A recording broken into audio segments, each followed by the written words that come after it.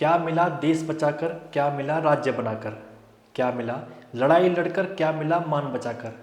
समय था 1994 का, जब पूरे उत्तराखंड से सवाल पूछा जा रहा था, तुम थे कनो उत्तराखंडची चैणो। जवाब बस एक था, जक रोजगार हो, जक हो शांति और आपस में हो प्यार प्रेम। लेकिन क्या वो मिल पाया उत्तराखंड को, ये शायद आप बेहतर जानते हैं। नमस्कार, मैं हेमंत मेहरा और मंथन की इस एपिसोड में आपका स्वागत है। आज का मंथन इसीलिए खास हो जाता है क्योंकि आज 9 नवंबर है और आज हम सबके प्यारे राज्य उत्तराखंड का जन्मदिन है और उत्तराखंड 24 साल पूरे करके 25वें वर्ष में प्रवेश कर रहा है। तो एक बार फिर आप सभी को उत्तराखंड स्थापना दिवस की हार्दिक शुभकामनाएं।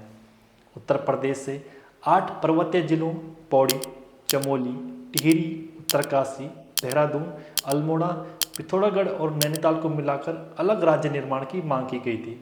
वजह थी विषम भौगोलिक परिस्थितियां, अलग सांस्कृतिक विरासत और राज्य द्वारा इन जिलों की अनदेखी करना। इसके लिए आज़ादी के बाद ही समय समय पर मांग उठती रही, वो थी अलग राज्य निर्माण की। अलग राज्य निर्माण की मांग करने वालों ने जन जागरण के लिए अपनी अपनी दलीलें दी और राज्य निर्माण के लिए आर्थिक एवं औचित्य पर पूछे गए सवालों के जवाब दिए। लेकिन इन 8 पर्वतीय जिलों के प्रवासी बड़े नेताओं ने पृथक उत्तराखंड निर्माण की मांग को इसीलिए दबाकर रखा, इससे उन्हें उत्तराखंड में शामिल होने पर कद घटने की चिंता थी। पृथक राज्य की अवधारणा सटीक थी, इसलिए यह मांग शिथिल तो हुई लेकिन मर नहीं पाई और 1994 में उत्तर प्रदेश के साथ साथ लागू हुए ओबीसी आरक्षण के खिलाफ उत्तराखंड में खड़े हुए आंदोलन ने उत्तराखंड की मांग को इसीलिए अंगीकार कर लिया क्योंकि उत्तराखंड की हर समस्या का एक ही हल था, वो था पृथक राज्य। एक राज्य के हिस्से में 25 वर्ष का समय क्या वाकई में वयस्क और परिपक्व होने का पर्याप्त समय है? विकास के पंचवर्षीय वादों पर वोट लुटा देने वाले नागरिक समाज के लिए 25 वर्ष के क्या मायने हैं? इन वर्षों में उन सपनों का क्या हुआ जिनके लिए संघर्ष किया गया था? क्या इन 25 वर्षों में साल दर साल पोस्टर से तस्वीर, दीवार से पट्टी ही बदली या जनता की तकदीर भी बदली? पृथक और पहाड़ी राज्य का वह सपना इन 25 वर्षों में पूरा हुआ या वर्ष दर वर्ष धूमिल होता चला गया? ये सारे प्रश्न, शंकाएं उस राज्य को लेकर हैं जिसका आज स्थापना दिवस है। अलग उत्तराखंड राज्य की मांग को लेकर कई वर्षों तक चले आंदोलन के बाद 9 नवंबर 2000 को उत्तराखंड को 27वें राज्य के रूप में स्वीकृति मिली, वह भी अथक संघर्ष और बलिदान के बाद। पहाड़ के लोगों की आकांक्षाओं व सपनों का यह राज्य राजनीतिक दृष्टि से बदलावकारी तो रहा लेकिन जन उम्मीदों पर खरा नहीं उतर पाया। चाहे राज्य निर्माण के बाद उठता भू कानून मूल निवास का मुद्दा हो, चाहे स्थायी राजधानी का मुद्दा हो या आज भी पहाड़ों में दम तोड़ती गर्भवती महिलाओं को हो, क्योंकि ये मुद्दे शायद सरकारों के लिए जरूरी ना भी हो, क्योंकि उत्तराखंड के लिए यहाँ के लोगों ने जो बलिदान दिया वह भी शायद उनकी ही गलती थी। हाँफते हुए जवानी की दहलीज तक पहुँचा यह राज्य 25 वर्षों में 12 मुख्यमंत्रियों को देख चुका है।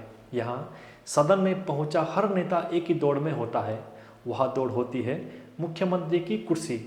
वैसे भी देश के किसी अन्य राज्य को 25 वर्षों में 12 मुख्यमंत्री देखने का सौभाग्य तो नहीं मिला होगा।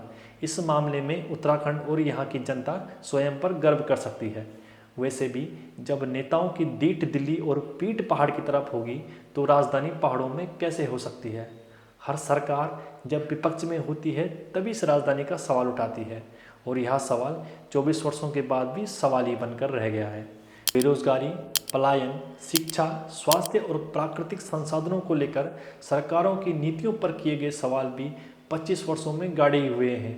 Centre for monitoring Indian economy के आंकड़ों के अनुसार उत्तराखंड में बेरोजगारी दर 22.3% है।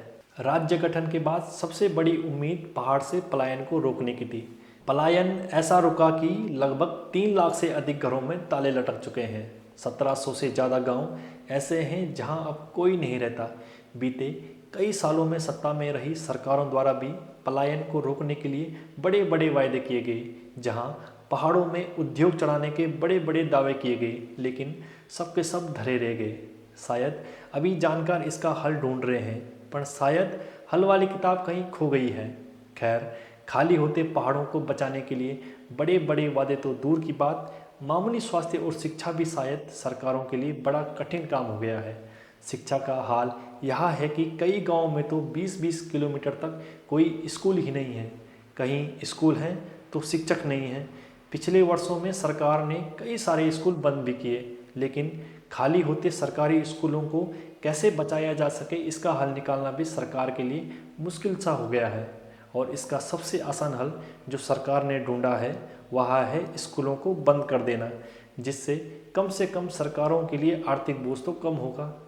शिक्षा की स्थिति आज भी 25 वर्ष पुरानी जैसी ही है, जिस कारण राज्य में पलायन बड़ी तेजी से बढ़ा। और इन्हीं सबको देखते हुए नेगी जी की एक लाइन याद आती है कि खाने पीने देहरादून सब भी धाने देहरादून।